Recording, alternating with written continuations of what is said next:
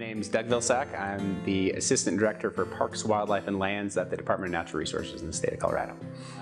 What drew me to the field, I think on the natural resources side, was really just the love of the outdoors. So I'm an avid climber, hiker, canyoneer, kayaker, everything that I think a lot of people are that kind of work in this space. And so just the love of the mountains and the outdoors really drew me to wanting to work and spend a lot of time protecting those places I love and just kind of working on those issues. Parks and Wildlife receives less than 1% of its revenue from taxes. So when people say we should be using our tax revenue to support these types of things, the answer is that we can't.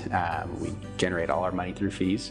And so one of the big challenges we have is essentially trying to broaden the tent in terms of who is paying for these resources. In the past, hunters and anglers kind of contributed enough and did enough because they were the ones causing impact and they were paying to address their impacts and to increase wildlife populations. But the big next step will be saying to all these other new recreationists and working with them to consider how what they're doing is impacting public lands and impacting wildlife and making sure that essentially we have funding to address those impacts. So, Colorado currently has 41 and will soon have 42 state parks, the newest being Fisher's Peak in southeast Colorado.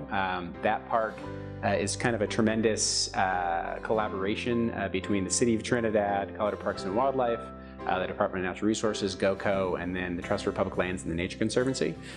So really a really varied partnership to try to acquire 20,000 acres of new public land, match it with 16,000 acres of public lands that we have, but we're essentially isolated, landlocked, and create the second biggest state park in the state of Colorado.